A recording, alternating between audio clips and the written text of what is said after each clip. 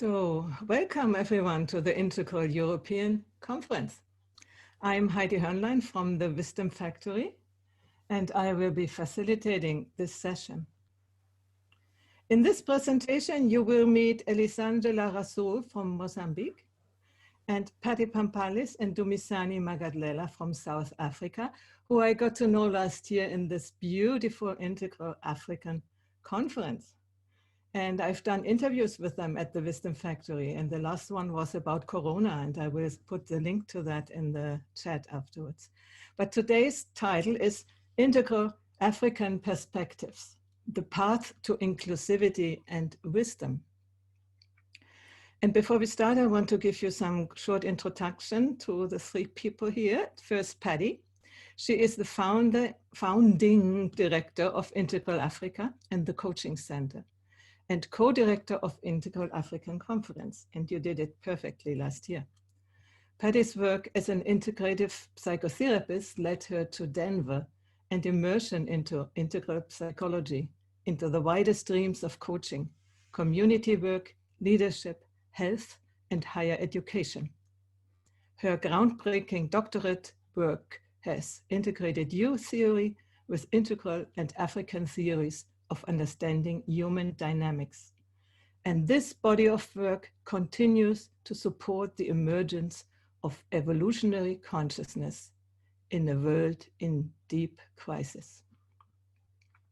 And now about Dumi. He is proud that he grew up herding cattle in a rural village somewhere in Africa, where he learned to survive in and with nature.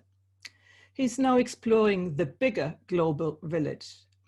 He has a PhD in behavioral sciences. He's currently senior faculty at the Coaching Center, where he got exposure to integral coaching.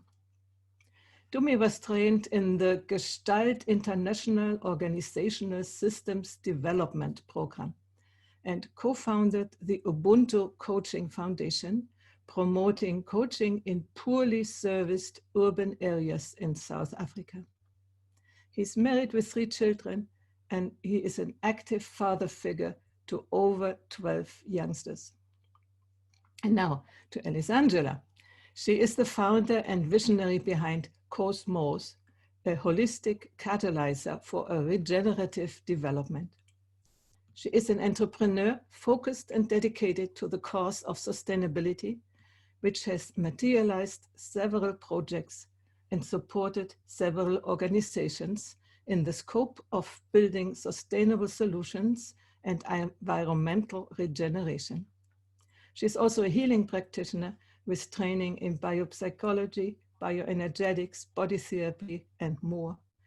And she serves as an executive director of the Vipassana Meditation Association in Mozambique. And she is also a performance artist, dance and yoga teacher.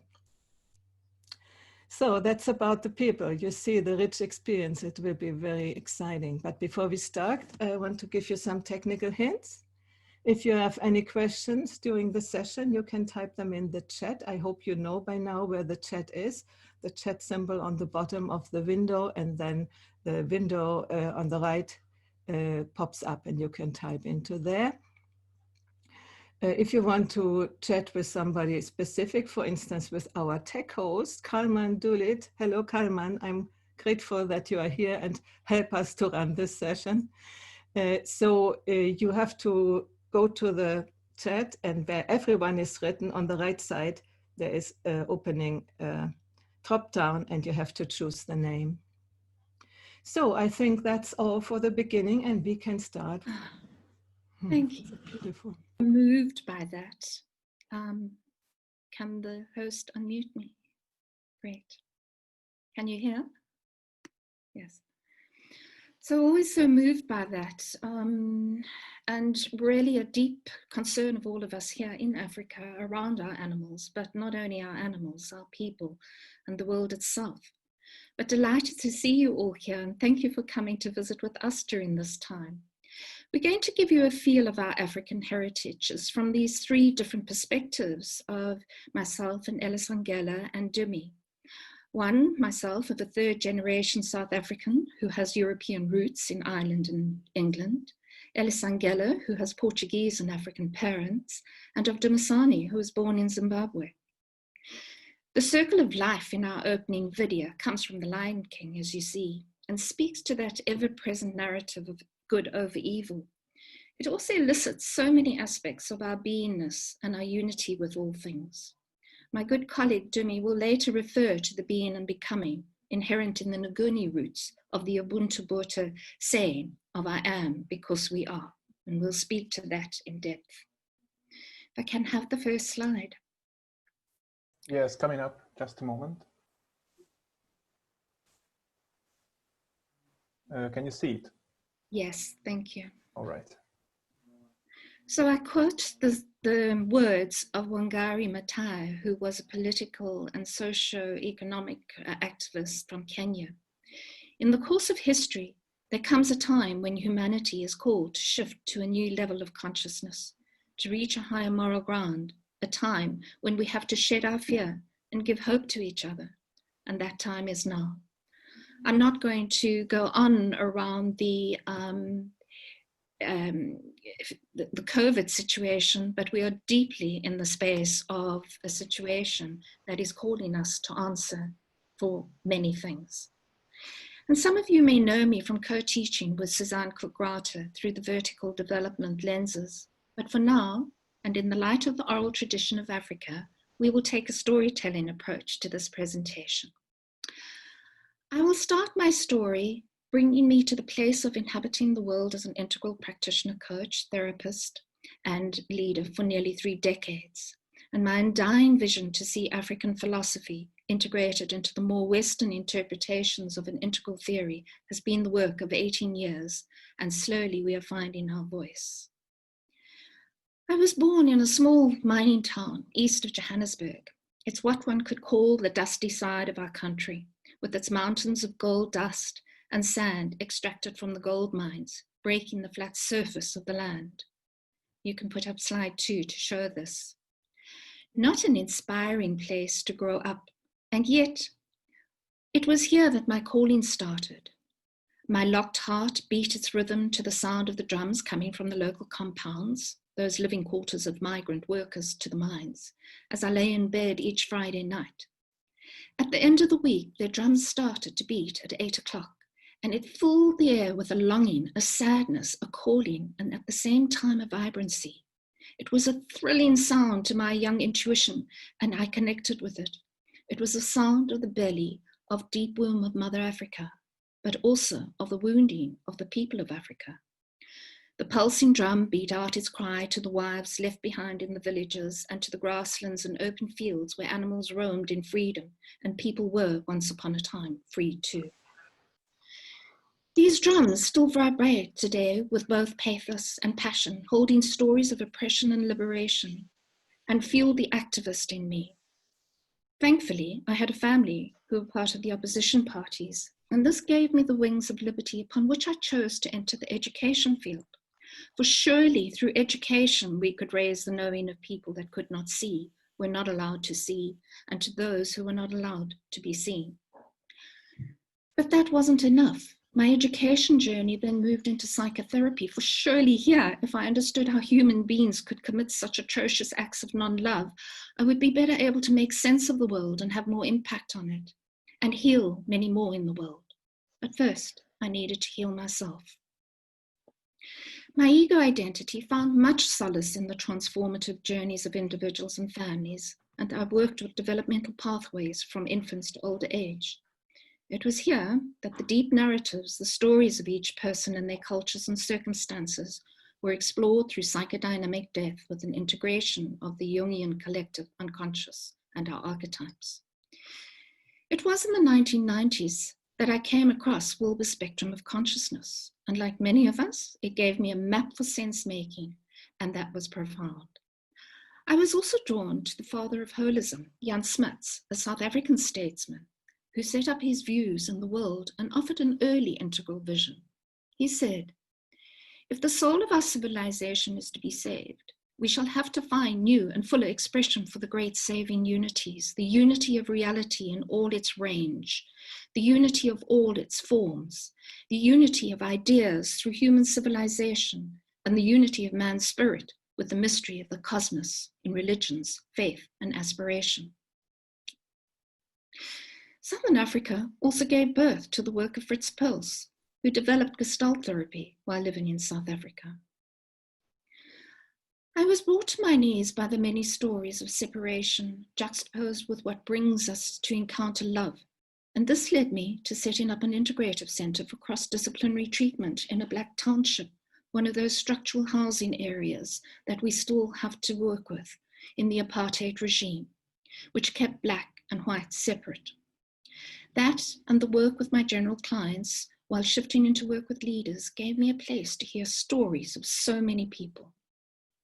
In 1994, the release of Mandela saw the setting up of our democratic society. South Africa created one of the most integrated constitutions in the world, operating at a green level of the socio-centric awareness. It had a great vision, but it also carries with it the downside of overdoing the collective meme of consensus and meaning making, which is very much part of the collective African style. At this stage, however, there was another calling to my work, beyond the confines of the four walls of the therapeutic room. It felt like I needed to share this work with a wider field and to reach more. And I felt more and more drawn to Wilbur's work, which led me to Denver in 2006 to learn at the feet of the man himself. But it was also in 2000 that I was trained in Sharma's U process and met Otto in person in South Africa and to discuss my doctoral research. At this stage, he had only heard of Integral, and look at what's happened. Here he is at this conference, including it. Is that not synchronicity? The U, of course, is an age-old process deeply known to healers and therapists working with descent and ascent processes. And I was starting to bring together a number of these processes to augment the agentic logical dominance of the integral framework and Freud's topographical iceberg theory with the inclusion of integral philosophy through a U process. For what I was missing was deeply the feminine approach. So I needed to shift the orientation of the four quadrants to facilitate this. If we can have slide 3. Wilbur's Western orientation, sorry, I just need to move my window. Wilbur's Western orientation did not make as much sense down here at the bottom of the world. You know, we're at the bottom of the map. Perhaps those of us here needed to see things a bit upside down for them to make sense. In the early years, we were in conversation with ICC, but it is clearly that Africa had to develop something that offered a different route to an integral sense-making, and that the deep roots in the collective consciousness with the focus on community, the wholeness of our humaneness, and its most advanced iteration of experience, that of all humanity, from our ancestors through us, to all who still come ahead of us, started to take on a unique form. And our Integral Africa Coach and Leadership Training was evolved, which is a year-long immersion. It has now been running for 18 years with over 600 coaches and many leaders working across the continent. This coaching conversation, from education, from teaching, from psychotherapy, into having the conversation, is something like the hero's journey to transform our sense of being with others while also looking at the self. Of course, as Otto says, that inner place from which we operate is so key, and it's what the Western orientation is particularly good at, although its deficit in this individualism is narcissism. There is, however, an alchemical process which has great resonance with the oral traditions of Africa, just as the storyteller's tools are not just words, but also gestures, singing, facial expressions, body movements. They are expressed in dance. And for us in Africa, we dance when we are angry, we dance when we're happy, we dance at weddings, we dance at funerals, we dance to protest, we dance to celebrate. It all sits here in the stories of a nation, and of many nations trying to recapture their essence as an offering and an alternative to capitalism and colonialism, and the egocentric structures of the systems that we currently know are not working. Just as the storyteller is the guardian of inner worlds of our cultures, so too is an integral African transformative coach the guardian of people's stories and can act as a bridge between worlds of consciousness and connection through the living landscapes of our interpretations of truth to examine them. There sits in our experience the learning journey stories of our students over 18 years and this transition of our democracy from its inner and collective transformation and healing. It is a big journey and still has a long way to go. For us in a country of repression, the leap has been massive, from prison to president, Mandela's story. We feel that coaching here has a social transformative imperative to have those conversations that can slowly bring about realization and awareness to change our attitudes and behaviors through confines of race and gender and years of internalized violence and poverty. How can we do human better? This purpose led to last year's first Integral African Conference. Through dialogue groups across discipline, cultures, and corporations, we all met to sow the seeds to use the frames of this theory of an Africa that could share its wisdom with the world. Mother Africa needs to find her voice again. For us, our wisdom teachers, Mendoza, a spiritual mystic and indigenous healer, and before him, Creda Mutwa, who Dumi will speak to a bit more of, state that as long as Mother Earth and her creative offerings continue to be raped and pillaged, so too will man continue to rape her children and women and kill off the living nature that gives us life. Can we go to the next slide? So in this process of transformation, we are called into a time of great awakening. And the slide holds our story, our journey, our program. We have been given that thing called choice. And just as I have revolved the quadrants to resemble the iceberg, it is the birthing within the underbelly of that which is tethered to below the line, the arenas of the unconscious and internalized bias, or less than approaches that can breathe life into new life, into further integration of our whole selves and the whole of humanity. In the unity between the ground, as you can see in the picture, the love of the earth, Mother Earth, its animals, in the pot, the symbol of femininity with its masculine crossbows, into the pathos and into the crying and the tears and the loving embrace of the hand along the side of the face, into a cosmos, a feminine, masculine principle, west, north, east, south. Africa offers her view of identity as starting with the we in I am, because we are, not as does the West, I think, therefore I am. The rational dominance denies the source of the body from which birth comes forth. It is here in this big womb of life that big heart can be found and big mind integrated in our waking up, cleaning up, growing up, opening up, and showing up. It is here that our deep narratives of the conversational tone of reality can act as a process that becomes much more than an individual conversation, because it radically starts with the collective, the ancestors, and all of the community that walks into a room, none of which are excluded in the conversation. We need to have those conversations, for these are the conversations for social change. And in the words of the song, there's far too much to take in here, more to find than can ever be found. But the sun rolling high through the sapphire sky keeps great and small on the endless round of the circle of life.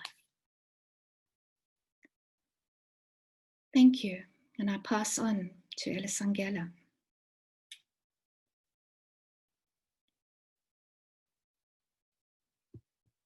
Sorry, you are still muted. We can't hear you.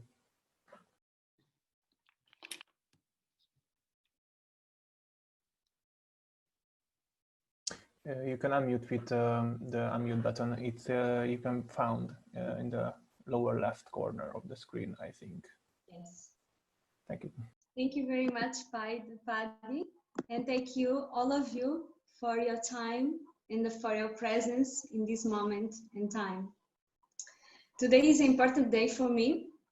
Exactly 2 years back today, I was arriving in Mozambique, coming back from the Integral European Conference in Hungary. And I had this opportunity to attend and was so excited after 15 years of isolation, feeling again a bit connected with this integral community. It felt like a bless for me. Ken Wilber have been an inspiration since my university, where I was studying ecology. I was privileged to go to Brazil to study ecology.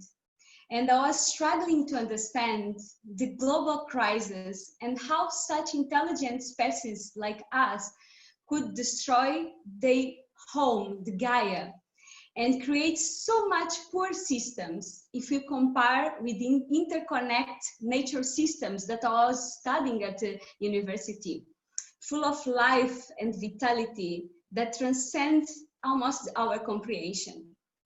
I found refuge in my spirit practice at that moment, but still, our main systems from food production, healthcare, education, and so on are so dysfunctional to contribute to the abundance in the planet and to the rise of human potential. That was a burning question for me at the moment. We have the ability to explore other planets, create the internet, make mesmerizing art pieces, and yet where I live still in 2020, and I don't want to mean to become cliche now, but even if I go downstairs of my buildings, I can see the reflections of a country that don't offer for the 7% of the population in rural areas still the basic needs. We're talking about water, food, sanitation, and half of our population still living without human basic rights conditions, works from a plate of food. Again, if I go downstairs, there is a child cleaning the cars, and the woman that works here still lives in these conditions. So that might be a thematic not appropriate for the integral conference. We are dreaming about higher purpose in life, but everything is interconnected, and it's all part of our global crisis and our humanity to arise and to evolve, embracing these inner conflicts of these regions. I was one of the privileged studying overseas.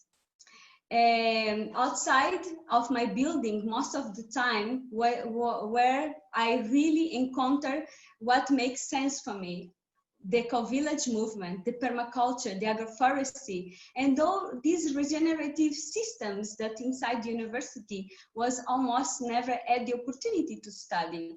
Attending the healing practice and participate in the art groups to understand my humanity, myself, my world, and explore my own expression.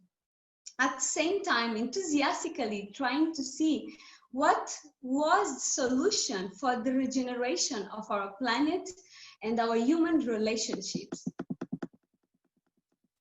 When I came back, I wanted to serve my country, to build these thrive communities that I was studying, these eco-villages that could really come together as a human community, support each other and grow, and could support our evolution. I requested an interview at that moment in time at First Lady office. I thought that working at the president of my country would help me best to serve and to create a massive impact. After 5 years working there, visiting all countries, the most remote villages, and I had this idea that they all would live in harmony with nature, but actually when I arrived there was completely broken systems. And spreading the main message of the government that I was for 5 years seeing was, we must to eradicate the absolute poverty. We must to build better houses. We're talking about cement houses. We must to produce more food.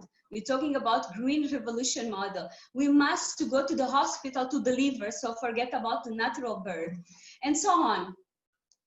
It felt to me so untrue to what I really believe. I was extremely uncomfortable at that moment, especially with slogan created by my country.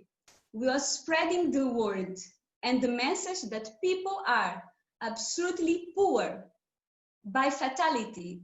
And we expected with that message to rise the best version in life. That destroys the hope, the ability to dream and imagine better possibilities. And we could see in the eyes of people that we would send this message that it's already a fatality, so we cannot do anything. At the moment, I was with 27 years old, so in a great position. So it was a lot of prestige, social position, but I left because I felt I was wasting the best and precious resource I had, which is my time and the will to transform our communities. I was obsessive to find my mission and the purpose, and honestly, a little bit confused. Why I had to, all of the place in Mozambique, have to come in and all these inner conflicts. Where is my identity? Why should I be here? We don't have even like an art school that I can develop my skills. Why? But I still trust the process and I trust the universe. When I left the First Lady office, I believe I need an organization to contribute. At that moment in time, let's say 15 years ago, I was having an idea that a non-profit would be the best. Because for me at that moment, money and all this industry behind was the power that was sponsoring this dysfunctional system. Then I'll start to coming in contact with the NGO sector that actually is what's running the country at the moment. And all people was having encouragement to create associations. So these associations will be eligible to write projects and to assess funds, mostly for inter-nations corporations. So from developed world, most for Europe, from American, etc. So this was the donors that would give and sponsor the projects. So short-term projects that basically a lot of investments and would not change anything. This goes for years and years.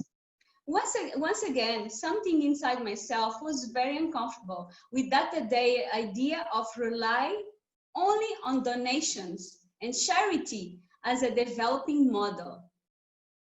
We still now live out of external help, fully depend on donors, importing almost everything we need, from food, from seeds, from medical, everything, and exporting all resources and all things that we produce at lower price. That system is perpetuating our dependence to benefit political, economic interests, not human development, neither environment restoration. I call it now the help industry. And I commit myself not to support its discourse. Let's help the poor in Africa, the disease in Africa, the conflicts. That's the help industry, covering the big five industry, the agribusiness, the pharma, the oil, the petrol, the money industry, as a now subtle form of colonializations. So we still live today out of social projects for poor people, social houses, social hospital, social food, etc. So at that moment, when I was uncomfortable with that situation, I committed to serve as a self-sustained organization and don't rely absolutely with anything that it's not aligned with human evolution. So no selling the poverty of Africa, no selling the disease, no selling the hunger, the conflicts, etc. This was the attraction for the funds, and almost good organizations was coming to this web of the speech that could not support themselves. Rather, I wanted to create living centers where we could offer the pearls of humankind to try to experience everything I was believing could really contribute to human development and support all areas of sustainability. We're talking about new art, new kind of educations, new agriculture forms, agroforestry, etc. And the 4 dimensions of sustainability, which is the social dimension. How can I community be fully inclusive? The economic, how can you really raise our autonomy, financial autonomy? The culture, how can you create this vibrant culture with the partners, local partners? And ecological, how can you build our economy based in a restoration of our own nature?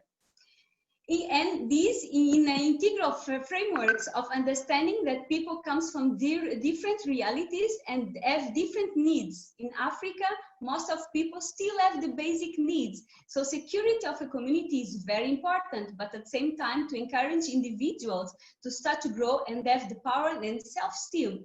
So they start their process of growth. For 10 years, I invest in building a holistic center. Now is the biggest center, but so people could experience in the same place what would look like to be fully alive. Soon it became an elitist place. I was serving the elite in my country that could afford to pay the wellness, the developing courses, the health food, the healing therapies. Actually was in a richer place. So was all European embassies, the American embassies around that could really benefit for this service. So I didn't achieve my goal to create human ecosystems to experience life as a starting point to raise consciousness. I still believe in the eco-wellness club's potential as a hub for transformation, but my concern was, what is the faster way that we could generate exponential impact and growth for Africa? With all these conditions that we have, what would be? So looking again doesn't care what happened in the past, that's not relevant. But what we have now, what can we do with what we have now? So there is many of great initiatives, but they are all isolated with no relations. Many innovative young people, full of energy, full of enthusiasm. And of course, there is full of donors still waiting for projects. And we have business in different scales. So it was a clear disconnection between all that system. Most of food, seeds, everything we need, we import. And most of things we grow, our natural resource, we export. So this still happen. So for me, it was clear that there is no autonomy in our system. And to integrate anything into a global system, we still need autonomy. So that was the most important things seems to be to do at the moment. I see we're going to the modern race to achieve progress and a position in that global economy. Most of our leaders, sometimes they said, it's Africa time, because the Arab, all of them, they have their share, they explore the nature, they exploit people, now is our time. But as Mandela showed us, even when we imprison ourselves and our body, we still can be free in our minds to dream a better world and the better possibilities for our people. So today, I believe that what we need the most at the moment is to work as a functional life system, nothing new, like the nature systems with interconnectivity, cycling our resources and finding economic autonomy. No more dependence, this is not helping. The integration with the world, it's only possible when we can have solid autonomous systems that can first sustain itself, then preserve themselves, and then regenerate and can multiply the abundance around it and all parts of it. This is the opposite of the scarcity paradigm that we live still, that perpetuates the fear, the conflicts, and the social exclusion. We need a system radical inclusive, that everyone is allowed to participate. Everyone has access, regardless their condition, that can give security that a fragile system needs in its beginning of the evolution.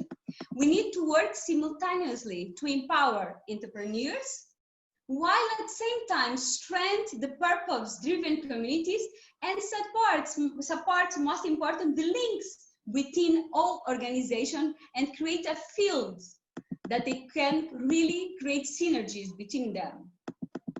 So to multiply the regenerative development model, we need at least to look to these three perspectives.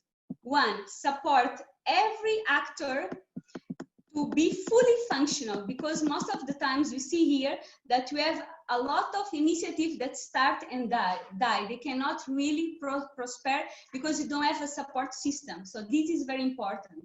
Second is to strengthen the whole vision for a community with a clear theory of change, with clear intention and a clear vision.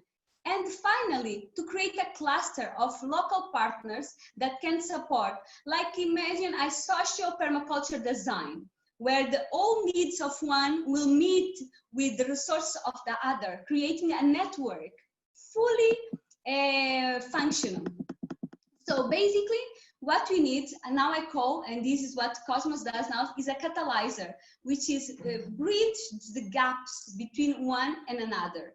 So with the catalyzer, we can educate. With the Sustainable Institute, we can accelerate the impact business. We can certify inclusive way to validate the system. We can help the design systemic strategies. We can fund creating these clusters for impact investments, and also to create communities funds, a channel of communication to assess information and promote share of products and knowledge and service. And finally, a platform that we can connect all those initiatives and find partnerships between them. Ultimately, the catalyzer should be fully inclusive and decentralized, that work to strengthen the entire system. Every actor becomes part of that system and replicate its solution exponentially. So now I drop the idea of having an organization, but rather serving as many organizations as possible to support their purpose and interconnect them, creating common value for local stakeholders that support to build initially the financial systems with shared value strategies, win-win for all. The living centers, living hubs make much more sense now in this context, where everyone that participate in that becomes a generator of sustainability. So individuals, organizations, business, schools, neighborhood, village, and cities, they becoming a living hubs. Hopefully that we can fully participate as Africans in the global integral community and share our gifts and our talents. And finally, I have scientific evidence that Europe and Africa can really co-create something beautiful. So honoring Dias Costa, that was my grandfather, a man from Portugal, and Madalena Misa, that was a woman from Africa, and the story of them that probably have a lot of layers. Then I'm here co-creating this with you. So in my native language, Kanimambo, and my mother language, Obrigado for your time. And I'll pass for my friend Dumi.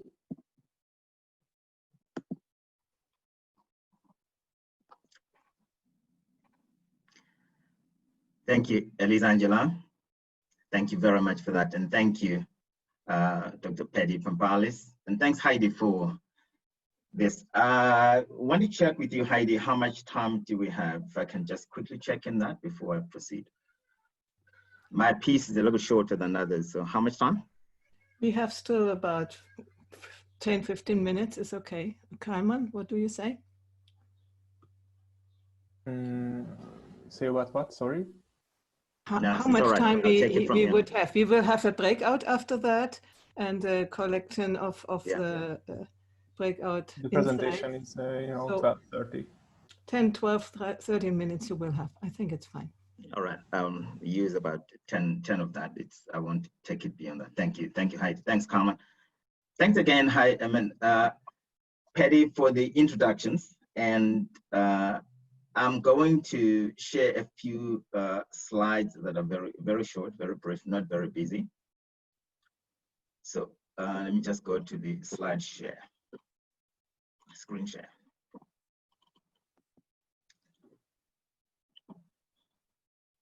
All right, can we all see that? Yes, if you could put it in full screen, that would be even nicer.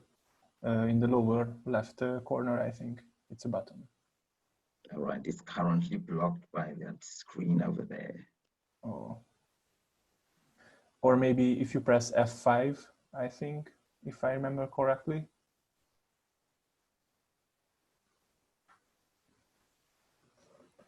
Yes, or going to slideshow menu and start slideshow.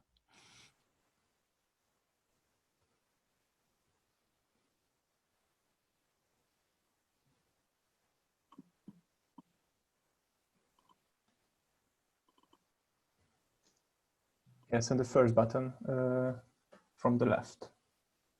Yeah. From beginning. Yes. Correct. Thank you.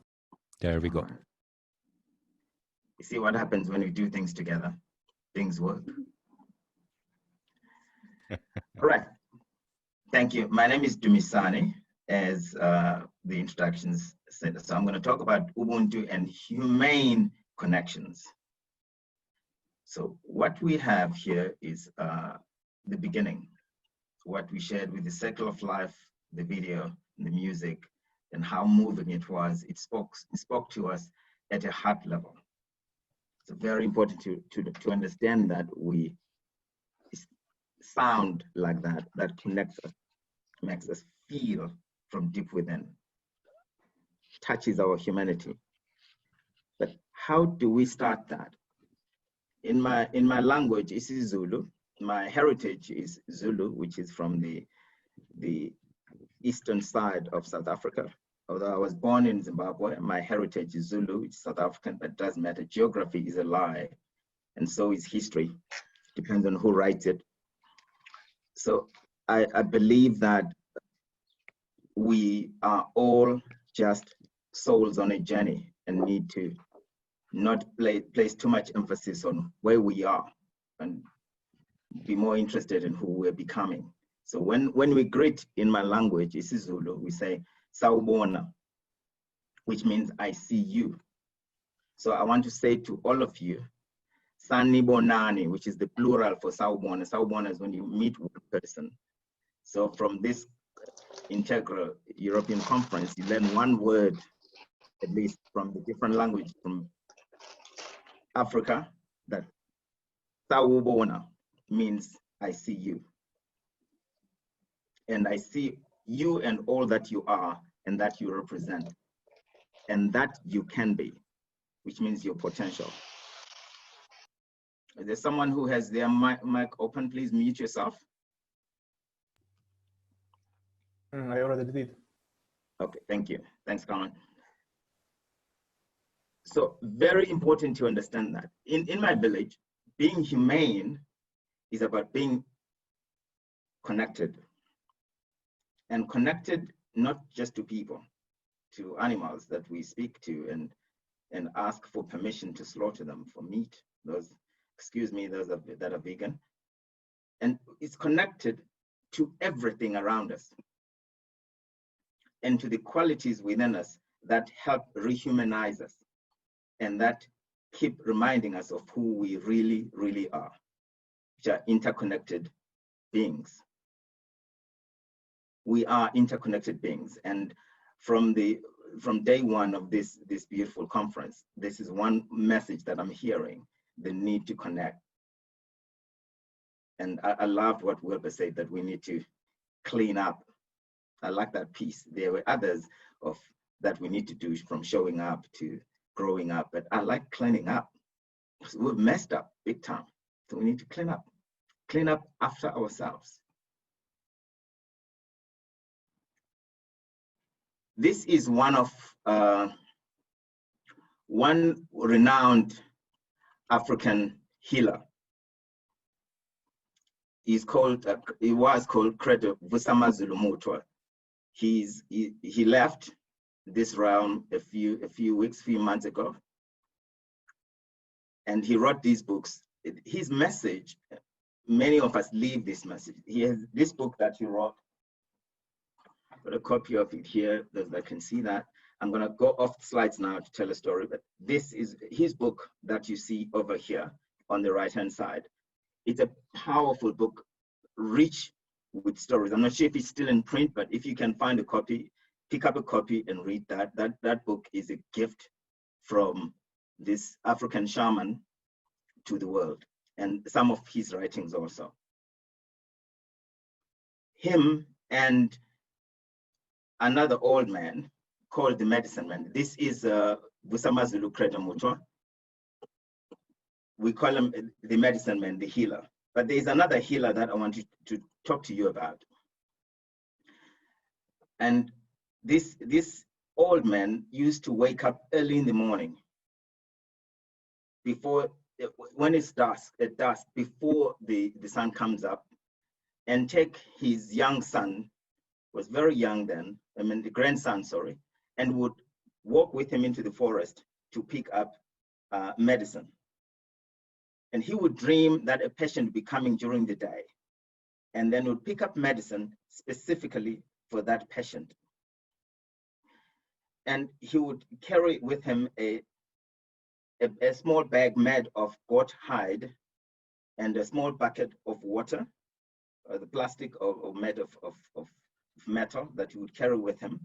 And he would dig tubers for medicine, slice it, not pull it all out by the roots, but slice it only what he needs. He knew dosages, but he had never seen the inside of a school. And then he would slice what he needed, put it in his bag, cover it with soil, and pour some water on it for it to recover, for him to harvest again next year or whenever he needed it. Do the same thing with the bark of a tree, slice only what he needs off the bark of a tree. So he practiced serious horticulture, and had never been to inside a school that taught him that's what you do for the plant not to die, for the tree not to die. Don't harvest back around the trunk of a tree, but just slice it off. And he would heal people. There would be queues of people when sun comes up and he comes back from the forest, emerging from the forest with his medicine, and treat people. And he would not charge a cent for it, because he didn't trade in money. But people would only say, give me what you feel is worth the healing that you got. And people would bring in cows and goats and chickens as thank yous for him for doing that. So to cut this story short, his grandson grew up to be a coach and a teacher, and he's talking to you today. That was my grandfather, and that's a true story. What he taught me, if I can now want to share this, is that human beings, we are connected to nature in a most profound way. And one of the things he taught me, if I can move these slides along,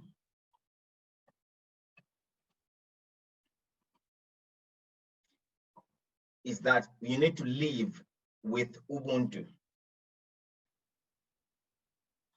And what that means is exactly what Paddy mentioned. You need to live your life understanding Ubuntu, which means I am because we are. This is a profound statement. It means that I must live a full, humane life. This means that essentially, I cannot be fully me when you cannot be fully what you can potentially be. When I stop, block, restrict you from being who you can potentially fully be, I deny myself and all of humanity the gifts that can only come through you. And we've heard this message again throughout the conference. What is it that I do that blocks and stops other people from being fully who they can be? What do we take from each other when we meet? What do we leave behind when we encounter others? Do we harm them, or do we enhance them with our presence, with our being? Because human beings are hardwired to connect. What happened for us to lose that and to see others only as resources to be exploited, or lands and nature in that? The way the sessions we've had about climate change speak to that. We've lost something, we need to get it back. And we can start that with the levers of understanding our true nature, our interconnecting nature. Do we live and interact with others from a point of old tape recordings? When I mentioned that I come from Africa, and this part of Africa, how do we see that? We see it through the lenses that we've been given by the Berlin Conference in 1884. That cut up Africa into little pockets and apportioned it. Maybe not. But the current human operating system, as we know, it needs to be upgraded quickly. We need to see each other as human without geography. I said geography is a lie. You don't choose where you're born. But the world we have now will pocket you and put you in that place. In my view, this is an integral European conference, but it's a global conference. There are people from all over the place. We are one humanity, and we need to learn how to engage across these constructed differences. We live with borrowed eyes. We look at each other with those borrowed eyes. Where and when did I get the eyes, lenses, and maps that I engage our shared world with? Where did I get that? Why is it important to say, where are you from? What does that help? So our mind can't compute that you're actually looking at yourself, because we are mirrors of each other. So Wilbur makes a great point. It is time for humanity to wake up, grow up, show up, and especially, my favorite one, clean up after ourselves. So Heidi, I'm going to stop here. There were other things, but I think in terms of time, we will need to look at that. What would be different and how if we started all our human engagements from the collective we position instead of the individual I stance? Amasegna level. It's Ethiopian for thank you. It's Ethiopian in a way, but it's Amharic, which is a common language in Ethiopia that means thank you. Heidi?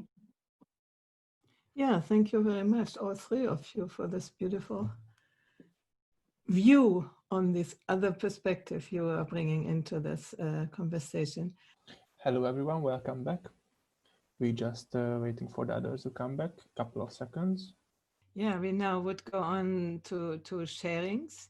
Paddy, it's up to you all, and Dumi and Elisangela, if you want hand raised or if you want them in the chat.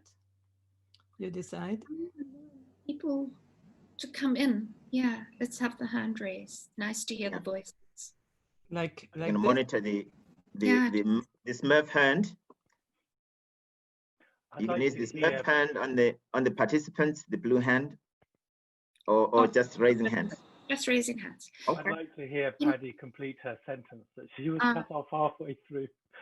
I will repeat it in this we kind of juxtaposition and integration. I was saying, Jimmy, that I can't speak from being born African and having it in my ancestry, but there is something around the identity that comes from the collective we, and how that starts. Whereas I was born from an identity, of course I was in a family, but the identity was the I that was predominant inside of me.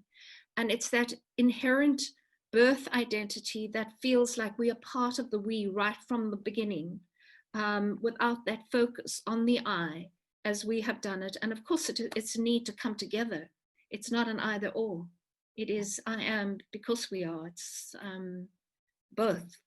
And there has been this polarization in cultures to the making one side not good enough or driving the rational mind rather than the heart and the body center. And as we know, this integration is important.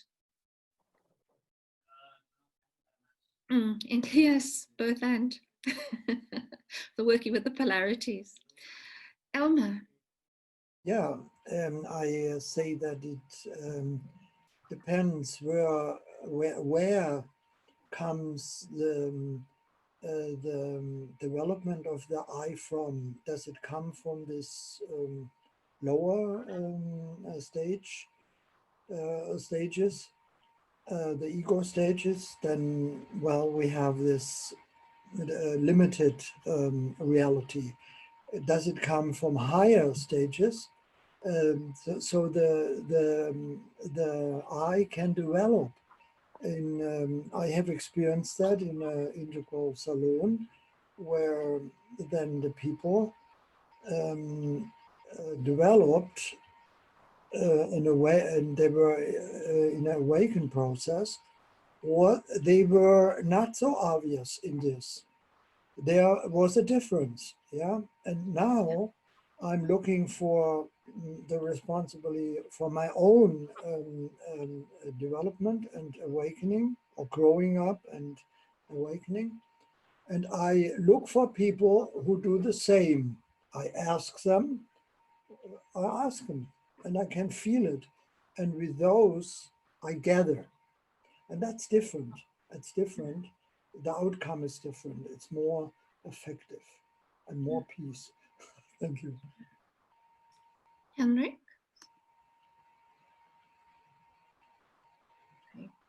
Hello? Hello. Can you hear me? Yes, I can hear you. I think it's important that what kind of we are we constructing or talking about. I would like to bring to the table like the evolution of the different we's from the cradle of humanity to now and onward. I mean, there are so many we fractalities evolving and interacting together, and they are different sizes throughout history. So, and I think it's dangerous to just construct one sort of we and not see the evolution of and size of different we's. What kind of we are we talking about? Yes. So I don't know if you have any response to that, or any of you. Dumi, do you want to speak? Does anyone have anything to say to that? I want to say something. Sylvia, yes. We actually, in our small group, this is the idea where we start from. I mean, let's define the we want to achieve. Because I'm coming from Romania, and actually past political of Romania shows that some other people try to create a bad we. That we where nobody has identity and everybody just exists.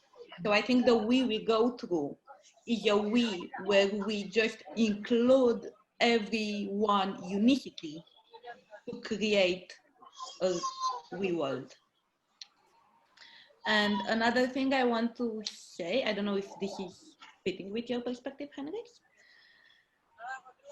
but I know it's not the time, but I just feel this very strong need to say thank you for this conference. I will want to have more talks with you, Paddy, because I also have strange attachment to Africa, even if I never was there. Nobody had any connection with that, but I just feel that like being a part of me. Thank you for this and for the future.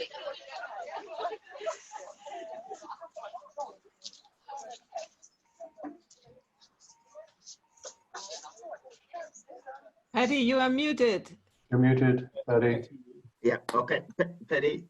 When people come to Africa, it's often that feeling that people experience. There's something that goes deep into the soul, into the roots of the ground, and people feel it. We feel it. I mean, there's such stuff happening here that it's quite extraordinary that, you know, one would go, oh my gosh, can we bear it all? But there is something that is calling people into an earthiness, into a real sense of deep inner collective work that says we are more than this. And it raises that question, whether you're on the corner of every street, in any kind of work we do, we are faced with that every moment of the day. If we can stay conscious to it. Of course, there are many who go unconscious. There are many psychopathic selves dancing around the streets and in the government and in the corruption. But there is something else that needs to be gathered. And we continue to work. Yeah, thank you, Paddy. And Sylvia, you're welcome home anytime. I see Nick and Joachim. Okay. You unmuted yourself. Okay, Joachim, you can go. I want to connect with Elisangela and the problems with NGOs. And I think if you have an Ubuntu culture that you have to take care of relatives and friends, it's not understandable for an NGO who makes a plan and a schedule and who wants to locate money to a special task. And they don't have any understanding if this part of the money goes to a relative who needs help. So perhaps it helps with the misunderstanding if we see it from the Ubuntu side. Thanks. Thank you. Just to go on to that, because there is a huge Western sense in the philanthropy of people coming into Africa, which we struggle with hugely, in wanting to use a Western-centered approach to solving things, as Elisangela said, and money is poured in. But for instance, in helping young girls work with identity, the money is put into do self-defense and raising their sense of themselves. And the downside is that they then go into a community, a system that has not been worked with, and they are met with such resistance. So all the money is poured into something that actually recreates a problem and deepens the problem. And it's an imposing, not listening to what the workers on the ground need to say about the culture and the kind of collectivism. The other comment, just to answer one of the earlier speakers around the developmental stage, Alma, you mentioned, where does the we come from? And part of what I'm keen to write up and explore and research a bit more is how how Ubuntu comes through all those vertical levels and is claimed as Ubuntu, but it is not actually Ubuntu, whereas the highest expression of Ubuntu is more at a teal or integral stage. I think more teal when it's in its deepest expression of its wisdom, but it gets perverted. And that is a problem too, when it is brought down, but still called Ubuntu. And it is, you know, human condition, it is, I guess, I don't know. Yeah, I don't know which Afro dialect it is, but what I know sure, there is a saying, a human being is the medicine for other human beings. And I learned that from my mentor, Dr. Walter Lechler, who was a founder of holistic medicine in Germany. And what I would add is, the more developed and awakened this human being is, the more is he or she a medicine for the other human beings. Okay. Dave? You're muted. Yeah, thank you. Yeah, I just wanted to share one thing, was just the sort of sense of sadness of this history of exploitation and oppression. You know, it's just so awful. And then in terms of this we and how it evolves, that yes, I absolutely agree that you know, one of the problems is this culture of individualism in the West. But I want to also throw in the idea that there is a we in the Western economic culture, which is that we are consumers and producers of material goods, and that happiness depends on material wealth, and that, you know, that we need a new spirituality in the West which enables governments to move beyond material wealth as the measure of happiness. And that's just beginning to happen, like with Iceland and some places. But you know, we do need a new we in the West, which is not material. And it also feels like there is, in the holacracy talk yesterday, that, you know, that sense of purpose. What is our purpose? What is our core purpose as a humanity that we need to hold as the thing that pulls us towards ourselves, rather than the need of the I? I mean, of course, the I needs exist. They need to be engaged with. They need to be listened to. But there is something about the question always being is, what is this purpose? What is the purpose of our existence? You know, the world doesn't need human beings, actually. That's quite a sobering thought. So what is it? What is it? I'm not even going to explore that one. We'll be here for 2, 3, 4 months, our lifetimes. Any other? Helen, hi. Nice to see you, Helen. Yeah, it's wonderful to see you. And I just want to say, Paddy, when you said that's so different to be there down in Africa, for me, down in Africa. Yes. And I came to the conference because I had a calling just, I guess, 2 days before I decided to go there. And when I came to Johannesburg at the airport and I set my feet on African ground, first time in my life, it was, wow.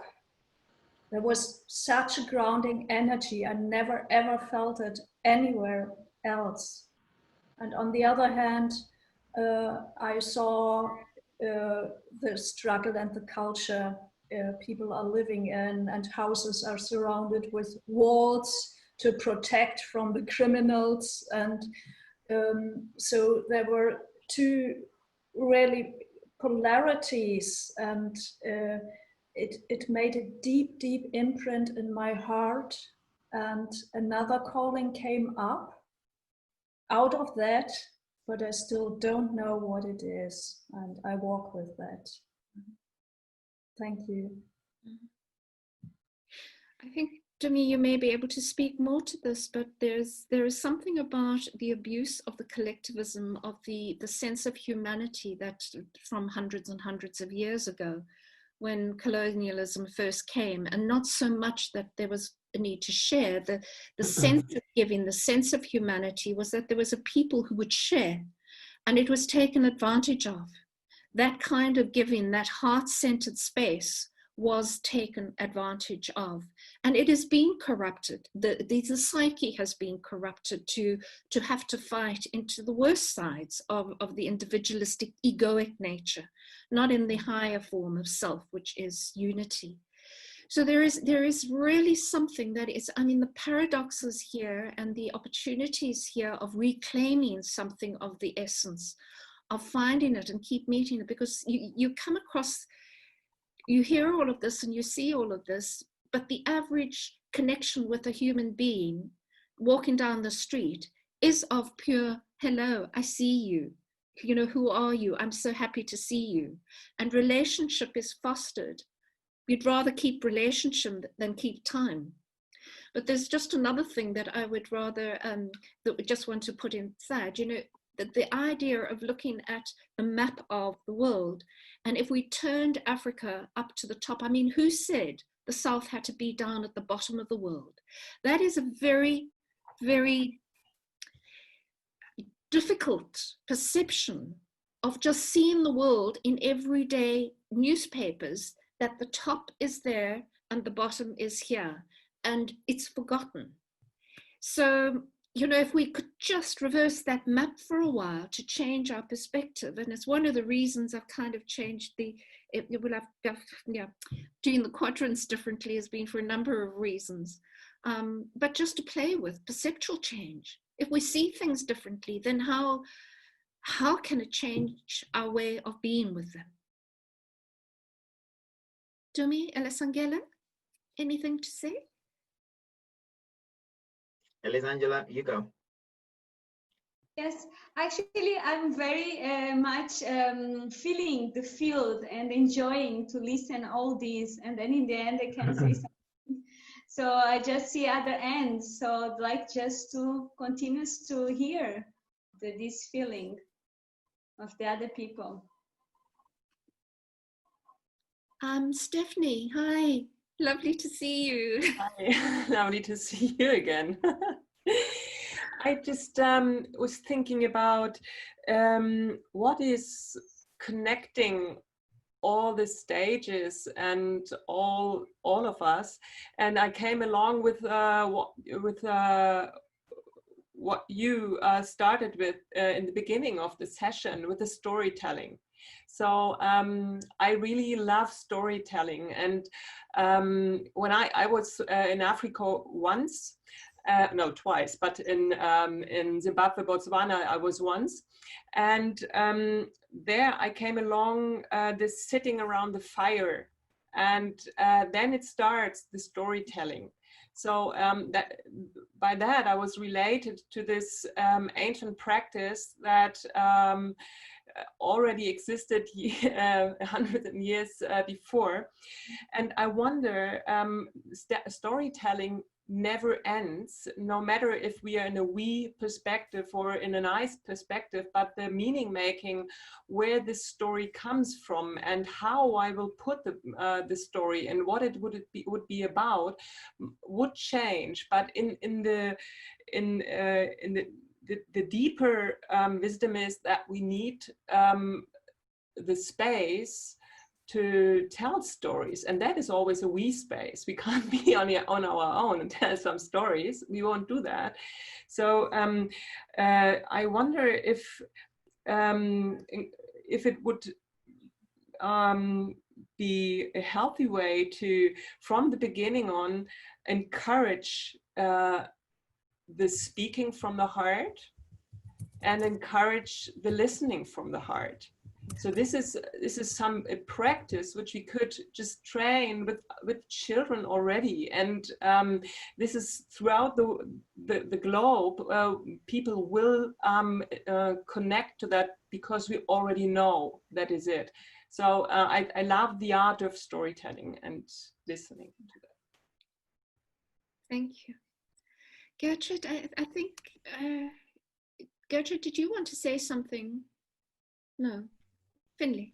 I think we have to yes. I can be really quick. And Finley, just say the last thing. I just want to be really quick. I'm just appreciating Alessandra's journey from trying to make Africa fit into Western things into the kind of discovering something else. And I'm wondering about making storytelling the currency instead of like a Western currency, and inventing a story of how the world was turned upside down. I'm just kind of having that as a representation of Africa. Lovely. Lovely. That's beautiful, Finlay. Thank you. Thank you. Yeah, thank you, Paddy and Dumi and Elisangela, and also Carmen for the tech help. And you. If you want to connect further, there is a Facebook group, and you can share that. What you want to share still, or connect with the people privately also with Dumi. I can only say yes, Helen, for me was the same thing when I came to Africa to the conference and to the tour, which was wonderful. So I recommend to everybody to do that. And we have at the end now a poll, so you you can answer some questions and be sure that nobody will know what you said. So if you say that it was very poor, okay, but it won't fall back onto you. Yeah, there is no other session before the lunch break, and afterwards there will be the evolution of feeling with Vivian Dittmar as a keynote for today, and other keynotes later, Terry Patton and so on. I thank you very much for having been with us here. It was wonderful, really, and I'm always excited when I meet the African people. And as I said before, on the wisdomfactory.net, you find African integral dialogues, and we have done a lot of interviews there with Paddy, with Dumi, with Rika, with Renee, and with Lorraine, and some other people still. So go there and check it out. I was so excited after the African journey, so I contacted them and asked them to talk with me. So thank you very much. As I said, Facebook is there, and have a nice lunch and a nice rest of the day and rest of the conference. I will do a presentation tomorrow on conscious aging. So if you think you are getting older, even when you are only 20, might be an occasion to get informed about conscious aging. Thank you, everybody, and bye-bye. Thank you, Paddy. Thank you, Duma. Thank you. Unmute and say Sawubona. Sawubona. Sawubona. Many thanks. It's beautiful. Thank you. Goodbye, everyone.